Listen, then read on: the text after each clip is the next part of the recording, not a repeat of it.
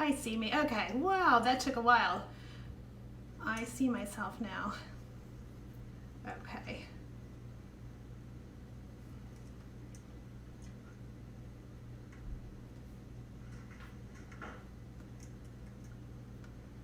Okay.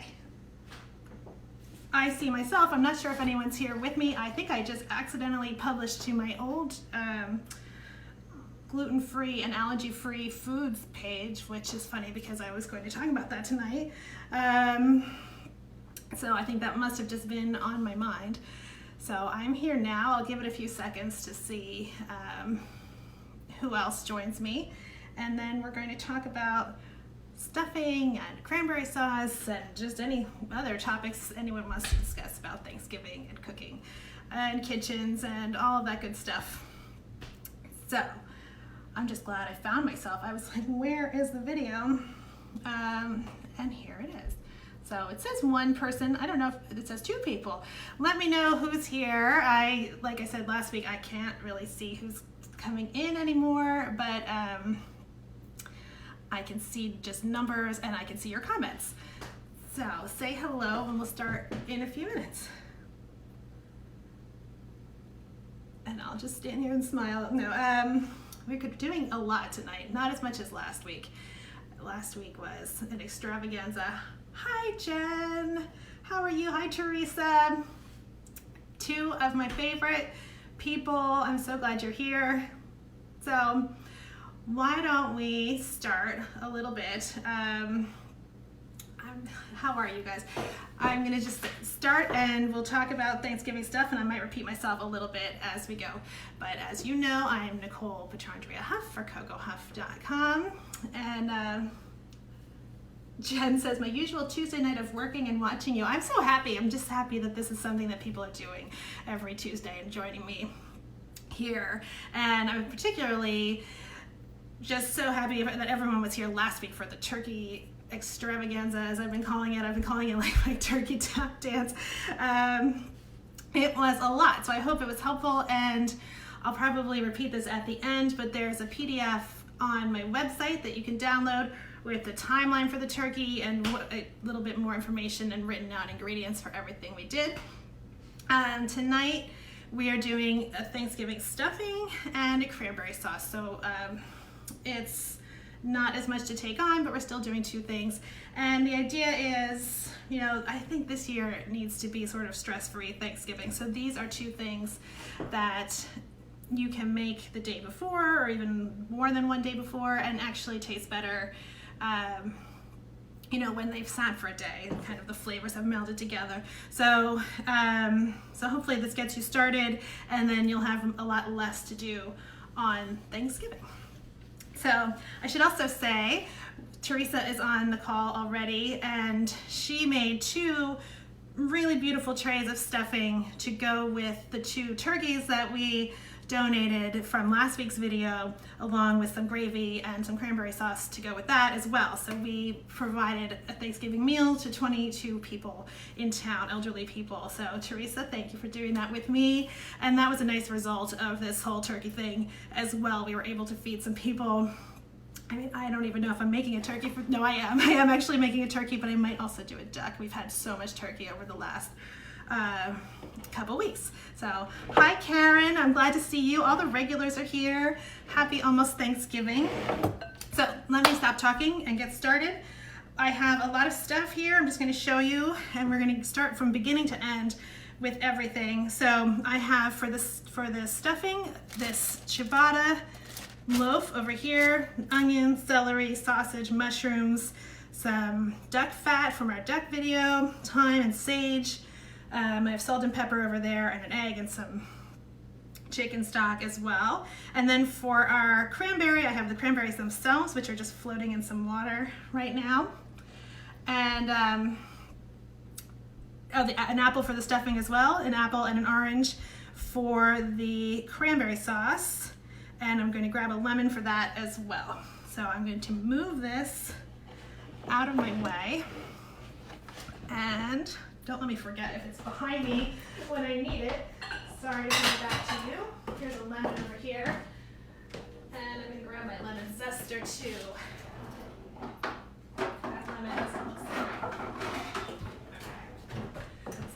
to hear what else everyone's making for Thanksgiving, and you know, is this how you usually do things?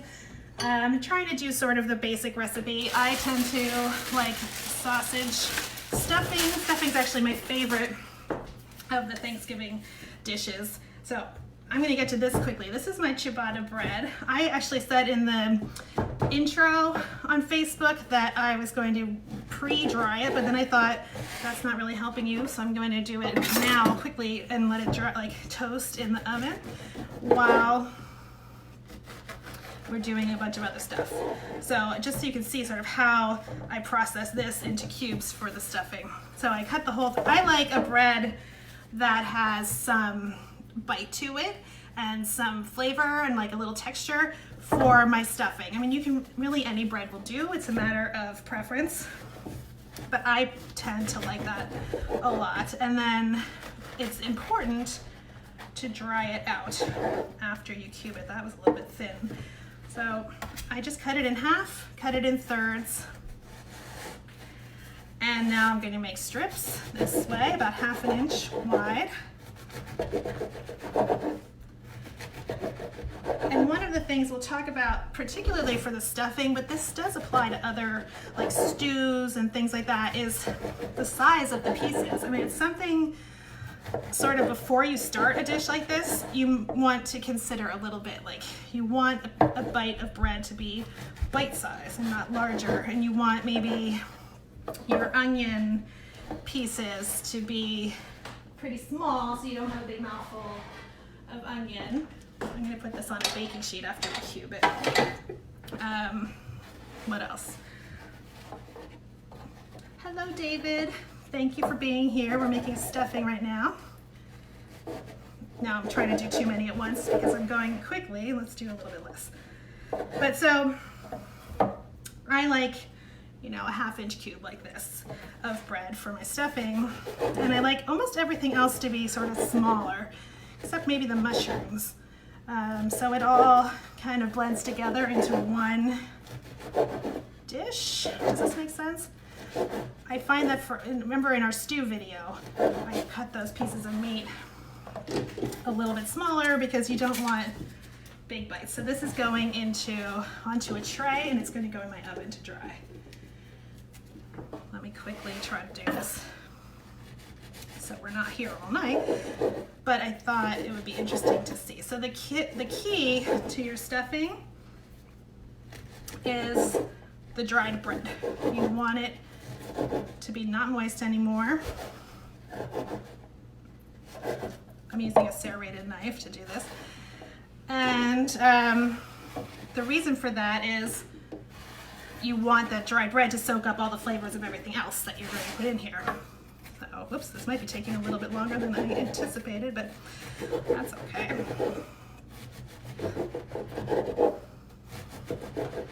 So this dried bread idea where you make the cubes and then dehydrate them, either you could leave it out on the counter overnight, or you can do what I'm doing and rush it and put it in the oven, toast it. But the idea is that you, like I said, you want it to soak up the liquids and the flavors and all that. Otherwise, you get sort of mush and you get a stuffing that doesn't have the same texture to it. And the same is true, I find, if you ever make a strata. Like, I tend to make a strata on Christmas morning. So it's the bread and cheese and sausage or bacon, like all kind of in one thing with a milk base. If your bread is not really dried to begin with, we're almost done here, then you're going to have a mushy texture to your strata. So I like to do this for that as well. And maybe we'll do a strata before the holidays, because it's just such a nice, easy Christmas breakfast when you have a lot going on. All right, last bit. I'm already out of breath just from this. Last bit of bread. Does it look like I'm butchering it? No. So these are 1/2 inch cubes. Whoops, I lost one. And if they get, you know, if they're just dried, that's fine. And if they get a little toasted, that's fine too. You know, we always talk about the more brown bits, the better. Hi, Diana. Diana says, happy Thanksgiving. Same to you. I wonder, are you in Ridgewood for Thanksgiving, or is anybody traveling this year? we are not. We are just at home, myself and my kids, and my brother who's on the call right now. So this tray with all of our cubed bread, this was a whole ciabatta, it's going into my oven, which is now at 350 because I have the other stuffing in there right now. So hopefully it'll be dry when we need it to be. If not, we'll just pretend. But let's put this in here. Okay. And what we're going to do is sort of go back and forth between the stuffing and, I already forgot that everything's behind me, the stuffing and the cranberry, so we can sort of organize our time. So I have a pound of sausage. This actually said it was Links, but it is not Links. It was a bulk sausage, which makes my job easier. But if it were Links, I wanted to show you sort of what to do. You would cut the link open and take the middle, the stuffing out, and throw away the casing to get to this result. So I have a pound of sausage meat that I'm going to brown the way you would brown ground beef or anything in your pan. So try to like spread it out a little bit and get some color on that. So like I said, if this came as, this is a sweet Italian sausage. So if this came as Links, you would just have one more step to do to get it out of the casing.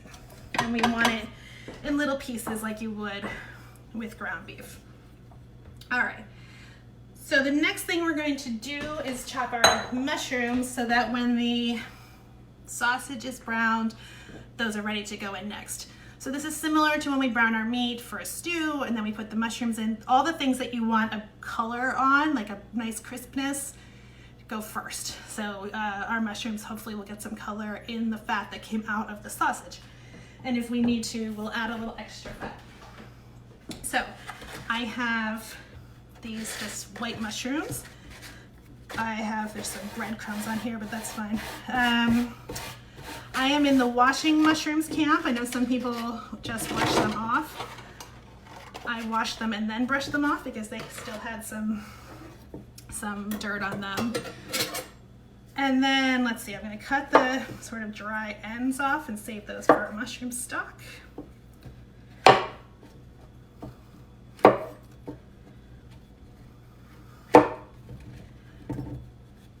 Hi Anna, happy Thanksgiving to you as well. Thank you for being here. I hope everyone, I'm just very curious about everyone's plans. So we have decided not to be with our parents. We might stand far away from them and say hello, but we're having a very small, quiet Thanksgiving, but we still want good food. We all deserve to celebrate and eat something delicious, right? So same thing about sort of what size do you want things. I feel like these, I want slices, but not too big. I want them sort of mixed throughout my stuffing. So I cut them in half. I'm going to put them flat side down and then cut maybe probably four slices this way. So I have medium sized pieces that go throughout the stuffing. All right, so let's do all of that. And then I have to put them to the side until our sausage is done. So then we'll start our cranberries.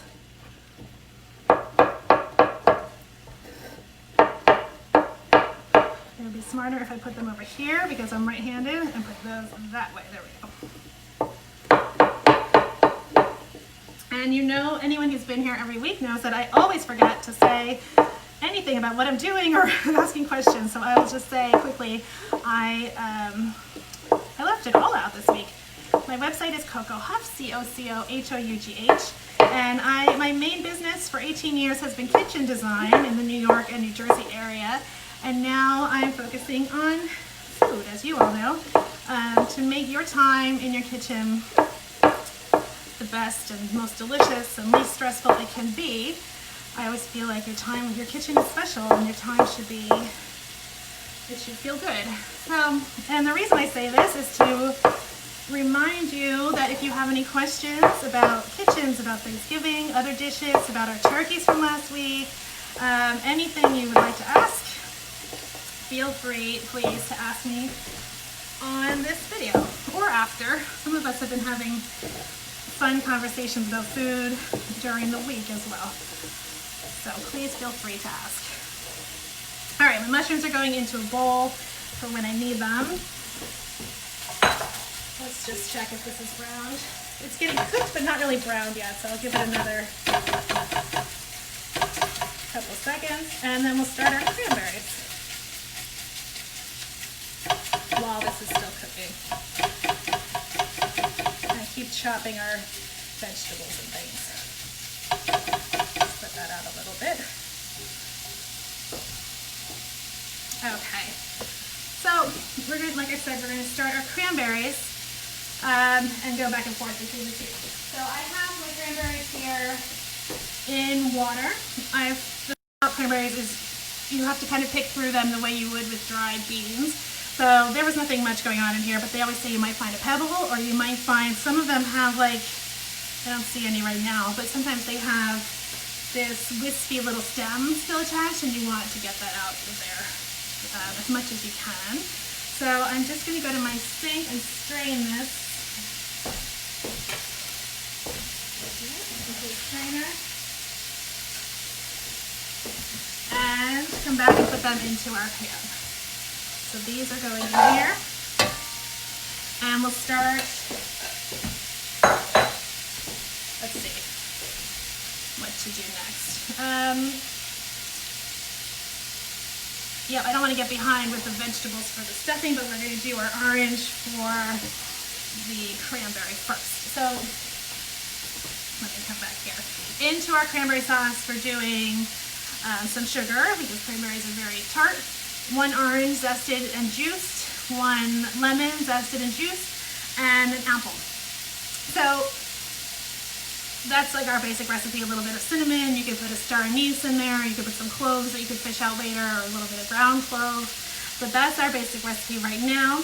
I made this, I will say, like, we're making a pretty small amount. I should do stuff while I'm talking. I made, this is 1 bag of cranberry worth. I made 8 bags of cranberry worth to bring to the house we were talking about earlier. And the recipe does double, but not exactly. Like, I wouldn't add 8 times the sugar or 8 times the orange juice. So right now I'm zesting this orange. And I'll come back to the way I'm doing that in a second. It just becomes it was too liquidy. If I had kept adding orange juice, it would have been too liquidy, and if I kept adding sugar, it would be way too sweet. So use your judgment when you're doubling the cranberry sauce recipe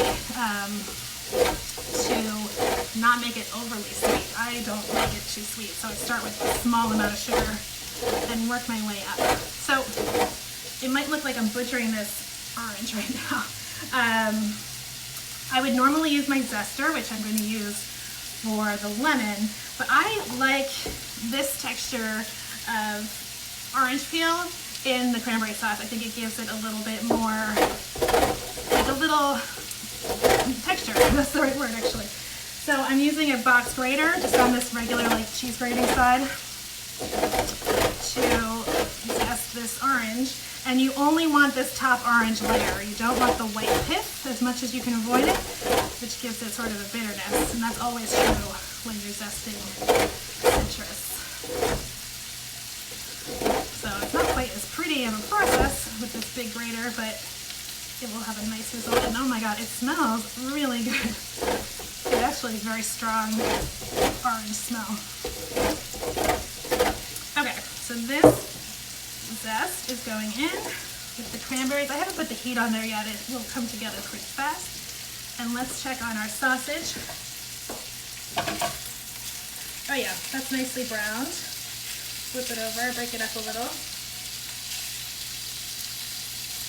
And there are all different kinds of stuffing. There's cornbread stuffing, rice stuffing, oyster stuffing is one of the traditional ones. This to me is the flavors that I like. I like this all year. I love it. I love stuffing. My kids don't love stuffing, which makes me like, how could you not? It's so good. But they do not. They like their cranberry sauce. Okay, break that all up. You want small pieces in there. Hopefully that will break up a little bit more later. I might need a metal utensil.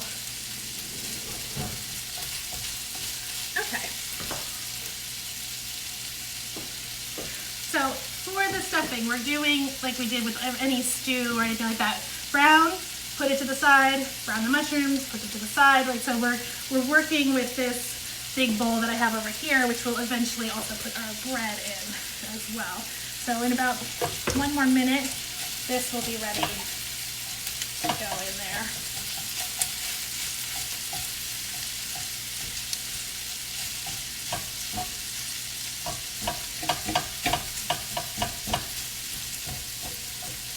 All right, break it all up as much as possible.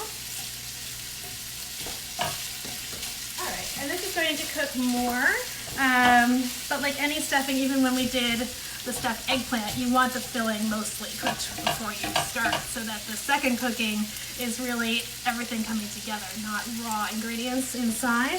So as long as it has some color, we're good. It doesn't have to be, 100% everything all the way through. And I'm going to remove this from the pan. All right, my timing's a little bit back and forth right now, but that's okay. Move this into our bowl. Keep the fat in there for our mushrooms, and get the mushrooms in here. It already just smells really, whoops, dropped a piece. It smells really good. And you can see this rendered quite a bit of fat, so I don't need any for the mushrooms. We'll see what the pan looks like when we get to the onion and the celery, but this is our fat for the mushrooms. All right, so that's in the bowl that we'll mix our stuffing in. Here come our mushrooms. Spread them out so they, don't touch the pan. Try not to touch the bottom of the hot pan. Like meat, you don't want to crowd mushrooms. You can crowd them a little bit more than meat, but they'll get browner if you spread them out a little bit. And I like that kind of crispy mushrooms. All right, next, like I said, I'm going back and forth, but I want to get my, I don't want to do an onion before I do the lemon, and the orange, so let's do that. We'll finish our cranberry and then come back to that. So,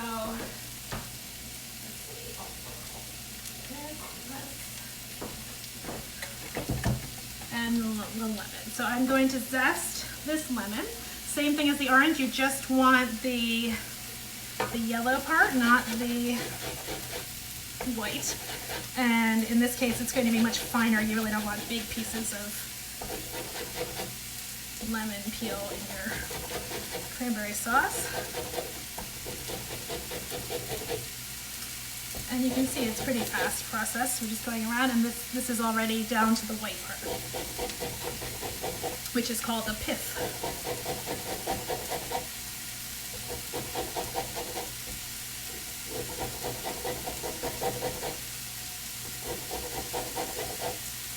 All right, there's our, oh, look at that. There are so many good things you can make with this lemon zest. Like you can make lemon curd, you could do a pasta with cheese and oil. Oh my God, so many good things. But right now we're putting it into our sauce and juicing our lemon and our orange. So I have this hand juicer here. And we'll just do this, give it a squeeze.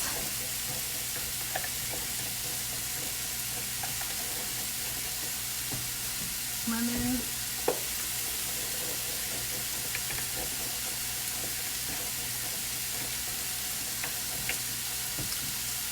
Orange. I'm going to start with half an orange. These are pretty big, and I found that it gave a lot of liquid. Your orange might be smaller.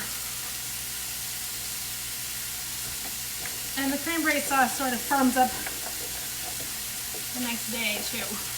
Okay, so we have that much liquid. We'll see how we're doing with orange juice in a little bit. If it needs more, we'll come back to that. Put that aside, and we're going to turn on our cranberry sauce. And flip our mushrooms too, we'll see how they're doing. So yeah, if they're getting a little bit brown, I'm going to salt them. We want to add salt in layers as we go as well. Alright, so a pinch of salt.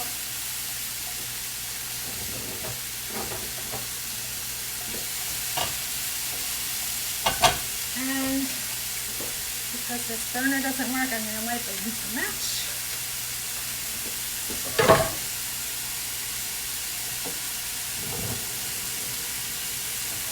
All right, and the cranberries, oh, I'll add some sugar too. So I have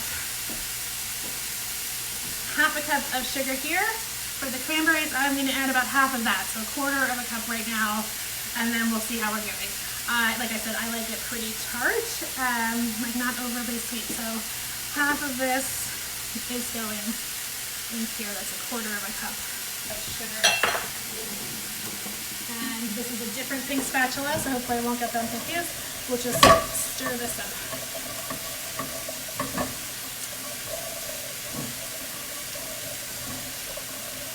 So this is probably enough for 4 people. So like I said, if you're going to double it, I would start by just doubling the cranberries and the sugar, and then see how it tastes to you.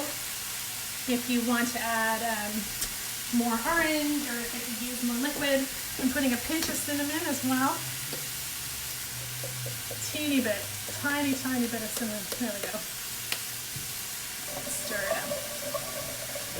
You know, and like everything, I believe in the kitchen, it's sort of how you like it. So we'll go with that. Okay.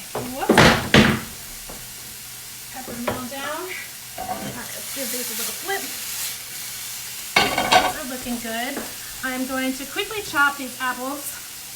I have one for the stuffing and one for the cranberry sauce, and then we'll get to chopping savory things right after that. So I'm going to core them. I'm not peeling them. I like the color. These are Honeycrisp apples.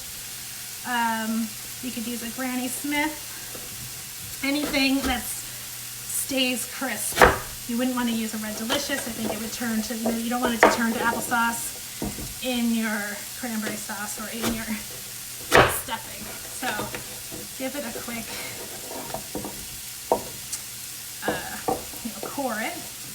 Put the cores to the side. You can use those to make jellies. And I find that the easiest way to, how high up? Okay. To get even pieces is to cut this across at about 1/3, and then cut the remaining flattened piece in half, and then you sort of have 3 strips that are about the same, like that, to cut into cubes. So I'll do all the thirds for the cranberry first. I find if you do assembly line style, it's much easier. 1/3, cut this flat part in half.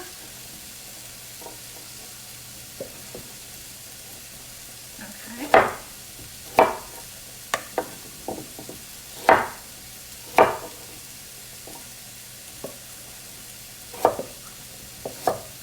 Our mushrooms are sizzling away, and then across like this, and see how you have like a perfect even dice? It's an easy way to do it. Otherwise, I mean, an apple is an odd shape to try to get cubes out of.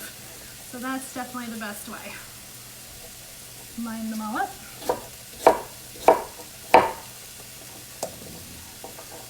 Okay.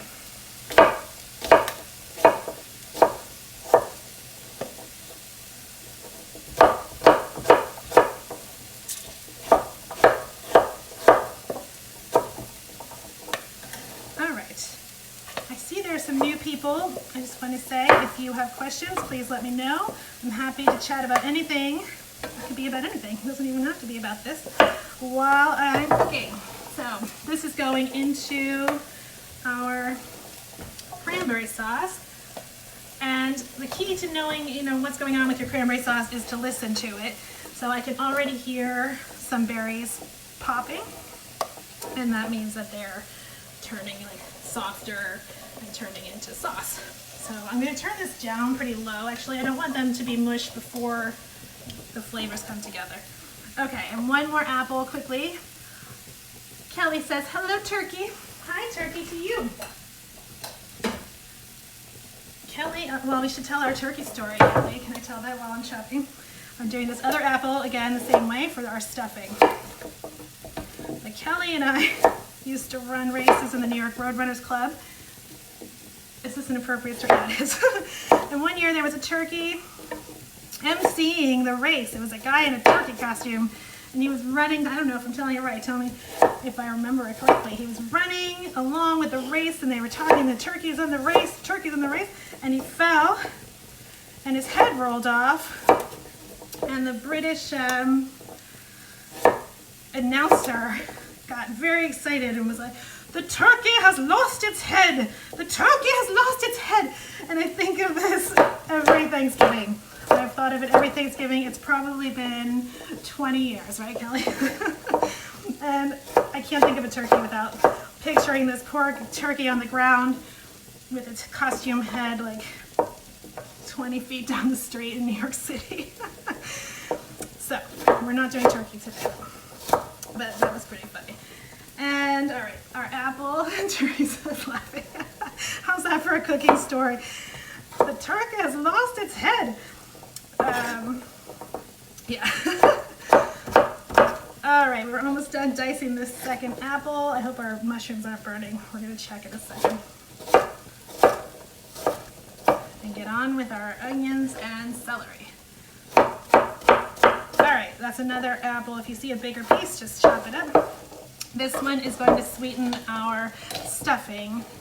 And actually, this can go directly into the bowl with the sausage. We're not going to cook the apple ahead of time. We sort of want that crispness to be in there. All right, so our cranberries are popping a little bit. Our mushrooms are browned. Let's get them into this bowl as well. Oh yeah, as you can see when I turn them over, there's a nice brownness to them. It's just, I find that better than sort of just steamed mushrooms. It has more flavor.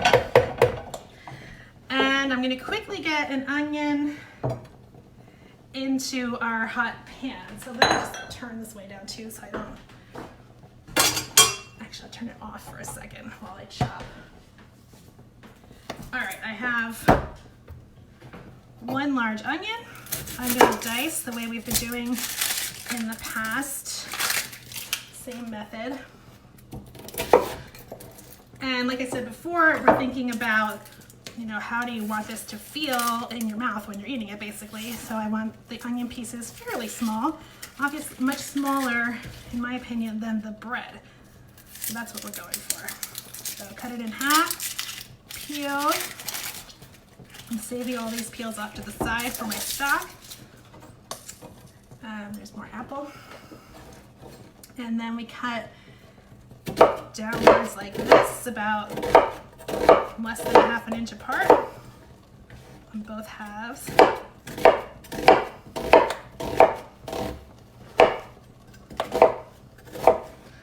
Parallel to the board 1 or 2 times, if you can get the onion to stay together.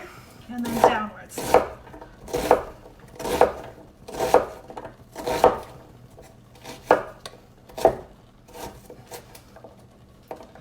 And now the other half.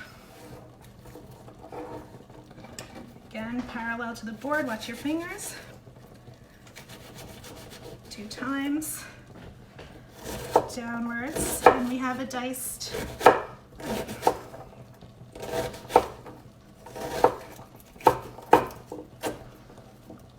All right, and we want that to be cooked and soft. So this pan, the mushrooms kind of soaked up all the fat that we rendered from the sausage. So I'm adding a little bit of duck fat, liquid gold, that we made in the duck in the cassoulet video. So that was like 2 tablespoons of that. If you don't have duck fat, you know, I believe in using sort of whatever you have and saving all this goodness, because that has a nice flavor. You could use your turkey fat if you made already the drippings from a turkey or a chicken, or some butter. All of those are perfectly fine. So we'll get that in here, turn our burner back on pretty high, and get these onions browning to go in with the rest of our stuffing. And cook up some celery too. So a little salt on the onions. I happen to like a lot of celery in my stuffing. I almost said in my stock. In my stuffing. So I'm doing 4 pretty large stalks of celery. So these have been washed. I'm just going to cut those ends off and save them. And the other ends, like that.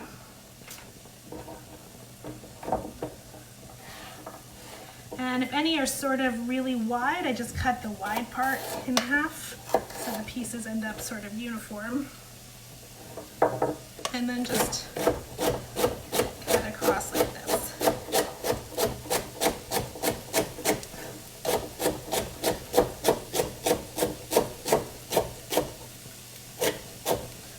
I include the little greens. I think they taste good.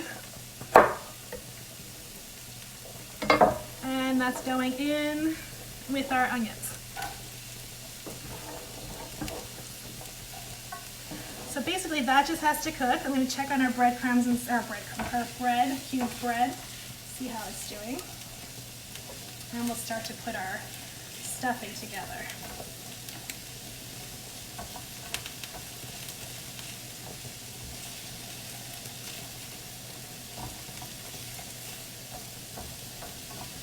I'm going to take a little poll while I do this.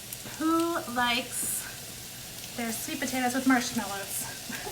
My kids were surprised to find out in school this week that other people also eat sweet potatoes with marshmallows. I'm like, I'd be pretty proud of myself if I came up with that, because it's so good.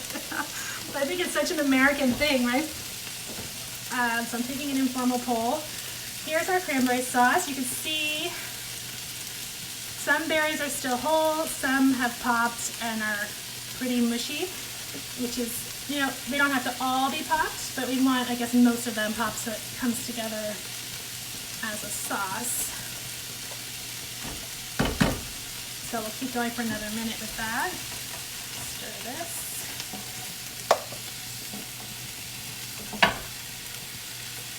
David, my brother, says marshmallows are a must-have. They must be related. The only thing about marshmallows, maybe I should do a quick marshmallow tutorial. Probably you all know this, but you know, you make the sweet potato puree and then you cook that on its own. I usually put an egg in there, and then you put the marshmallows on top and put it under the broiler. And this is just Teresa did not like the marshmallows on it. Yeah, I don't think it's like a universal thing. I think they said like 3 kids out of the class did like it. But the key is not to burn the marshmallows. It's very easy to end up with charred marshmallows under the broiler. And I will tell the truth, I've made that mistake where I'm like, oh, I'll remember that it's in there. And then of course you don't. So always set a timer or just stand there and watch it while it's under the broiler, because, you know, like a campfire, you don't want your marshmallow charred to death. You want it sort of nicely browned. That's my 2 cents on that. Kelly says, how much is it about a bag? It's 1 bag, 1 10-ounce bag of cranberries. She's asking how much cranberry is in this pot. I think you could, this is, you know, like a base recipe. I think you could even add another bag of cranberry and a little bit more sugar and still have the same amount of apple and orange. I'm being not very definitive about the recipe, but it's, you know, it's flexible. It's kind of how do you like it. So, all right, our onions and celery are cooking away. I'm going to add some pepper.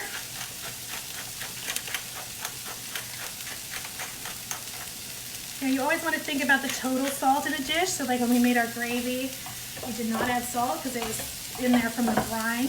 But in this case, none of the layers of flavor that are going into the stuffing are really very salty. So we want to layer our salt as we cook our vegetables and everything like that. All right, and let me check our bread and see how that's doing. Get ready for the steamed up glasses. Oh yeah. Oh, I can't see. Hold on. Okay, our bread is totally crisp. That was actually pretty easy. It's been maybe half an hour in the oven. Okay. Can't touch yeah, there we go. So, it's very hot. But this is totally crisped up. Actually, I could probably use like another minute, but the crusts are crisp, and for the most part, I'm going to put it back in while our vegetables finish, but it's almost there. You will not rush this like I am, so you can and give it a little bit more time to get crisp in the oven or on your counter overnight. It just needs to be dry. All right, these vegetables are starting to soften.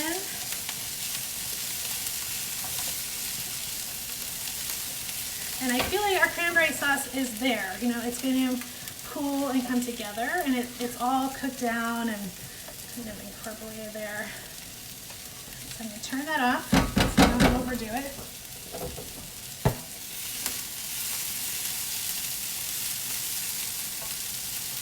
And put some herbs in with these onions and celery. So I have sage and thyme.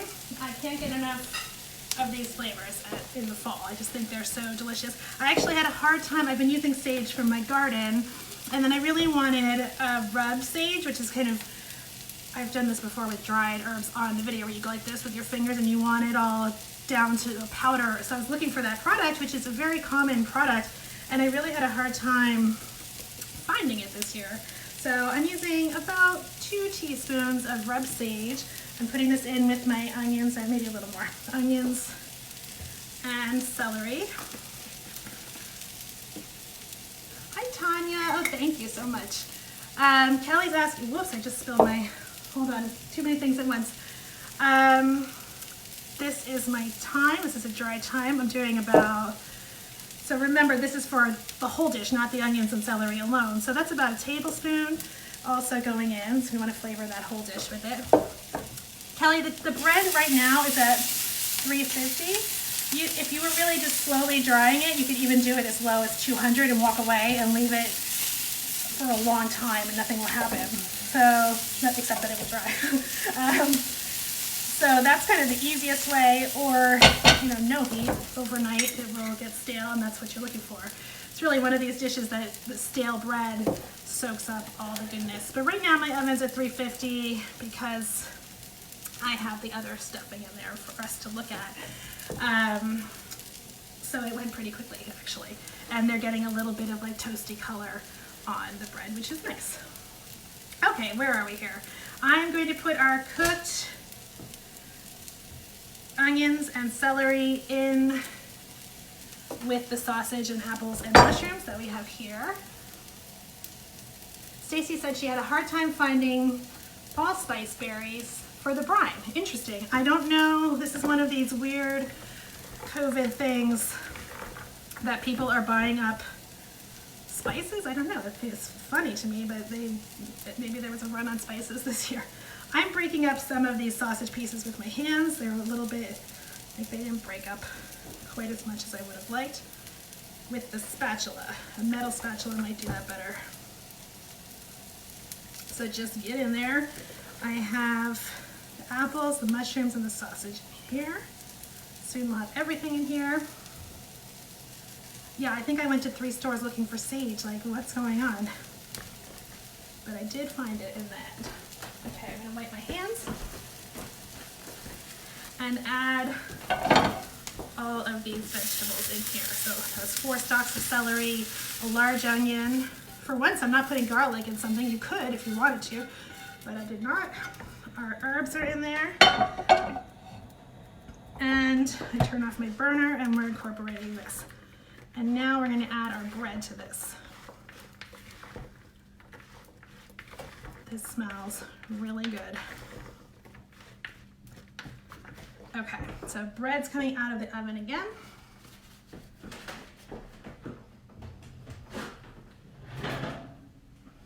So, and yeah, it has a hard feeling to it, so that's what we want. And this is going in.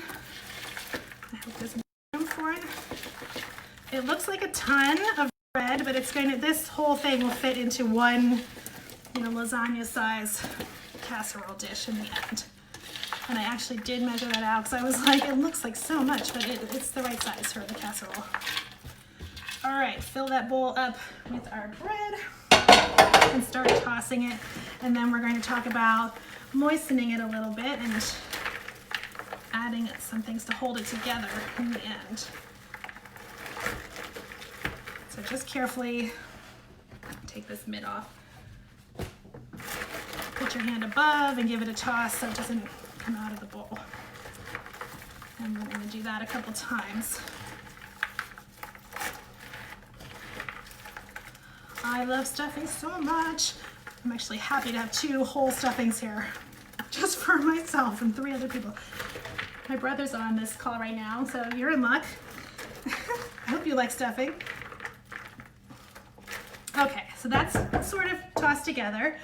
And we're going, so if you just bake this like this, it would now be kind of dry because the fat is all rendered out of the sausage. The vegetables are already cooked down, and we've dried the bread. So we need to add some moisture back in, and the difference is that this moisture has flavor, and we're going to put an egg to sort of hold this together once it bakes so it's not falling apart quite so much like this. I will say I used to actually sell this as like a catering type thing, and I had a gluten-free, allergy-free, egg-free version of it, and that's where this recipe started. It was actually very popular. So if anyone's interested in that at any point, let me know. I would be happy to share that recipe with you as well. And it was just some pretty minor modifications to get it to that point, and that was like my #1 seller back in the day. All right, so to moisten this, we have, of course, I don't think a week has gone by that I don't use our chicken stock. My brother's saying, oh good, my brother does like the stuffing, so luckily someone's going to eat all of this with me. And he said, but what about those marshmallows? I think Mom's doing that, so we're gonna find out. We're like swapping food between the 2 houses. And Stacy said she agrees, so that's good. We're all fans of the stuffing. Okay, I have 2 cups of chicken stock here. You want it to be uniformly moistened, but not wet, where it's never going to like dry throughout in your oven. So we're going to pour this on, let's see, and I also have an egg over here. So the egg sort of, also adds moisture, also adds fat, and this bowl had turkey drippings in it, which I'm going to talk about, but I'm going to crack the egg into this bowl, give it a little scramble, and I just think this is an important part because you want it to be more together when it's on your plate. Tiny bit, not like a loaf obviously, but like a little bit together on your plate. So I'm scrambling this egg, and then what I'm going to do is pour the egg into the chicken stock. So we don't normally have to do that, but particularly 2 points. You want the egg dispersed evenly throughout this whole thing, and it's not very much quantity, so it might be hard to like, if some bread soaks it up and then other bread doesn't, it might not be that even. And the other reason is because all of this is hot right now. So if you were doing this over a longer period of time, you might let it cool down in between steps, and that would be fine. But since it's all hot, we don't want like scrambled egg on part of it, so we're going to disperse the egg into our chicken stock. So it's sort of similar to the idea of tempering an egg before you add it to a liquid if you're making like a lemon curd. I've mentioned lemon curd twice tonight, so maybe we need to make some at some point. That's another one of my favorite things. So this is our 2 cups of chicken stock with the egg in it. I am also adding my secret ingredient. We talked about this last week.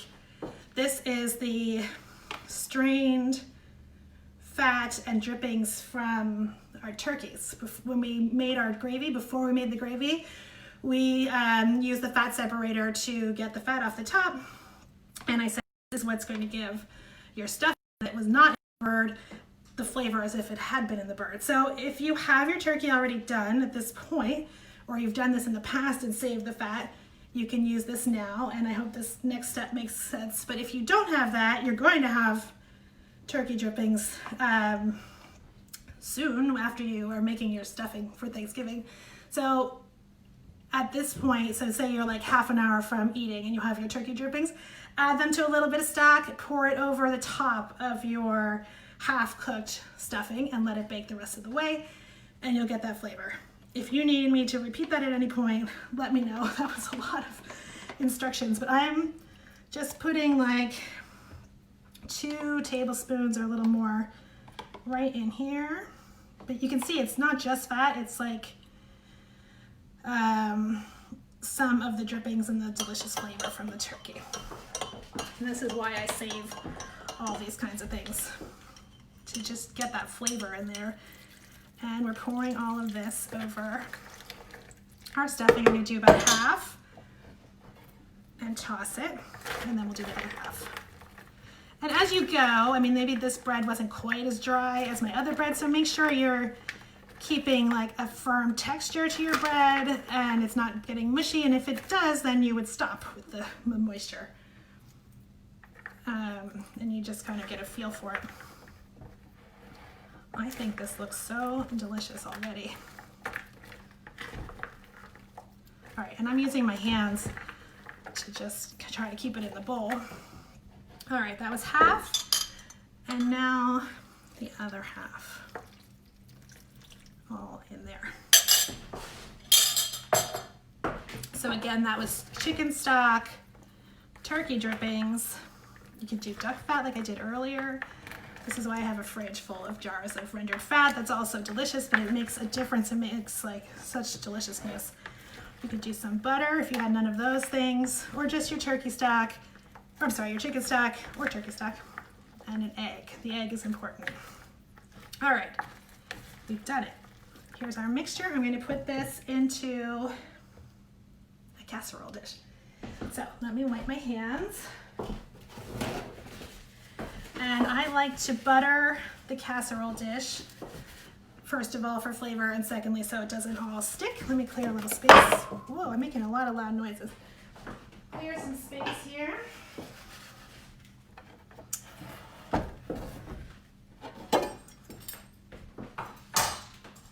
And I'm going to show you a finished one after we do this. So like I said in the beginning, here's my casserole dish. And like I said in the beginning, you don't have to do this on Thanksgiving Day. You can do this 1 to 2 days before. But today is 2 days before. And those flavors will come together. I'm using my hands again to butter this dish. There's a few bits of thyme that fell in there, which is totally fine. That was about 1.5 tablespoons of butter. I just find that everything goes faster and it's easier to know what you're doing if you just use your hands. Hi, Lynn. Oh, thank you. Lynn always gives me nice compliments, and she said it looks so yummy. It really does, right? I mean, these flavors it doesn't get better than this. They're just such warm, like fall delicious flavors to me. Okay, so we have our butter dish. Lynn, tell me more about what you're making too. You always have good stories. And I'm pouring this right into here. Spread it out. And this is going into a 350-degree oven for about an hour. Okay. See how it's like exactly the right amount for the casserole dish. Okay, we did it. So,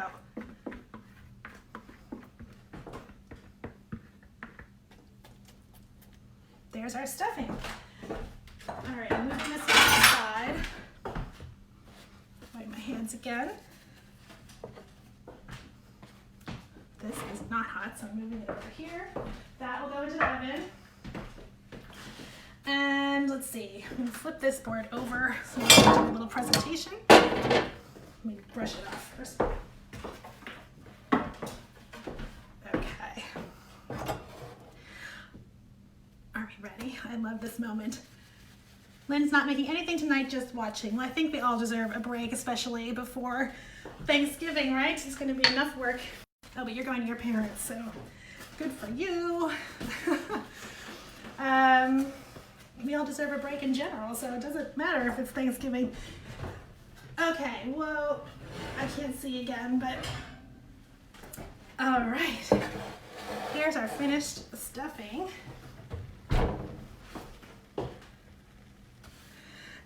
And it looks so good. It's still sizzling away. Let's see. Oh, look at this. Okay, so the top is crisp, And then underneath, you can tell it's still kind of soft. It has some give to it. I think that's what we want.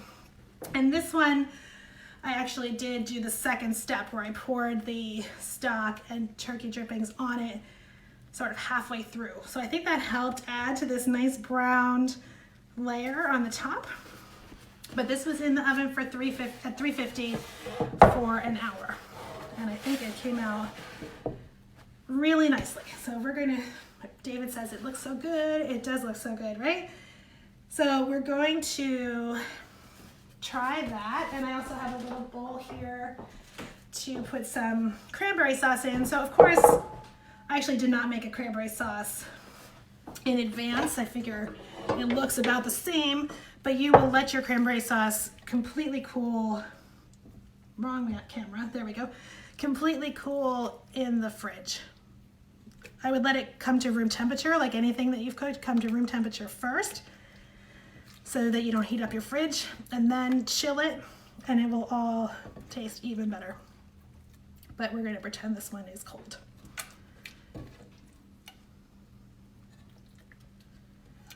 All right, so that, yeah, like this is enough for about 4, I would say, right? 4 people who really like cranberry sauce.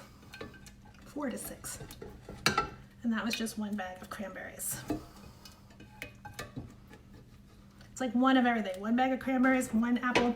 I did not taste it to see how tart it is, so I should probably do that. Let's do that. We're gonna taste everything right now.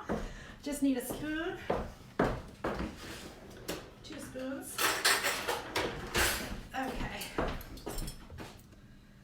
Let's see. Let me just tell you about the sugar first. Oh my God. That is really good. Don't mind me, I'm just dipping that in again. This had a 1/4 cup of sugar for that 1 bag of cranberries, and to me, it's the perfect sweetness. It's making that little like, ooh, it's tart feeling right here, but not too much. It's sweet and tart, which I think is ideal. So that is really good. Oh my God. And like I said, when we did the orange on the box grater, on this side, which you normally would not use for zest, you would use a much smaller, but it made those slightly bigger pieces of orange peel that got softer, and you can taste them separately in the cranberry sauce. So that is delicious. And I'm just gonna use the other spoon. Which one's the other spoon? This one, to try our stuffing. So we have a nice crusty top. Pardon me for eating right out of the serving dish today, but I'm only gonna take 1 bite. And then I'm gonna try to like cover it back up so on Thanksgiving my brother doesn't know I did this, even though he's watching right now.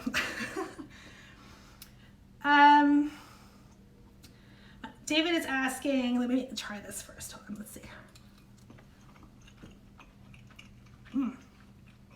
It's really good. It has like a little bit like springy texture to it, and I can taste all those herbs and the fat and the onions. That's good. So he said, I know. He knows what I did. He knows that I just did that. But David's asking, how do you make sure it's not too wet or too dry? So it's a good question. So this one, I think I did a slightly better job because the croutons or the cubed bread was very dry. You want it to be in that when you're tossing it in the bowl, you want it to be moistened, but not like liquid at the bottom of the bowl. So you could, you had the 2 cups of stock plus the egg and everything. You can stop pouring before you're through if you find that there's liquid at the bottom. This one that I just did, there was a little bit of liquid at the bottom and I just kind of poured it on. So I think I would bake that one a little bit longer to let that kind of, like a cake almost. The more liquid you put in a cake, the longer you have to bake it so that the rest of the ingredients can kind of activate and come together. So if it, you maybe put it at a lower temperature to go longer, but not really. I think you just bake it a little longer if you think it's too wet.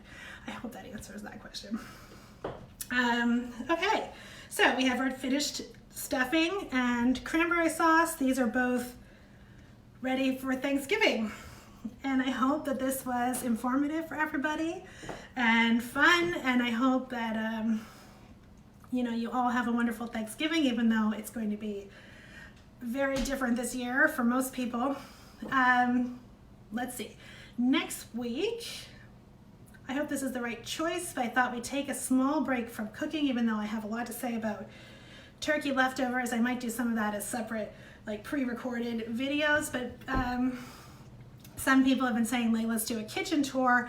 So I thought I would do a kitchen tour and then maybe also add some of my favorite cooking utensils and products. I mean, let me know if this would be helpful, if there's anything specific you'd like to see, but I thought it might be a good pre-holiday, you know, gift guide / you know, what are some of my favorite things that I cook with and what are some new things that I got this year that have been helpful.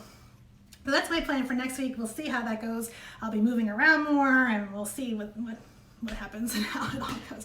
In the meantime, the turkey video from last week is on YouTube, cocohuff.com. And it's also on the Facebook page, but not under videos because now it's a YouTube link if you're interested in that. There is also the turkey timeline guide on my website, cocohuff.com, COCOHLUGH. And I only have 15 YouTube subscribers right now because that's all only a couple of weeks old. So if you would be so kind as to go subscribe on YouTube, I would be so happy. I will be putting more stuff up there and some other types of videos as well. And always let me know any questions you have and any requests for future videos. There's like a whole plan for the holidays coming up and all of that. Thank you all for being with me tonight. Thank you for your compliments and your happy Thanksgiving wishes. I wish the same to you, and I hope to see you soon. Enjoy. Bye-bye.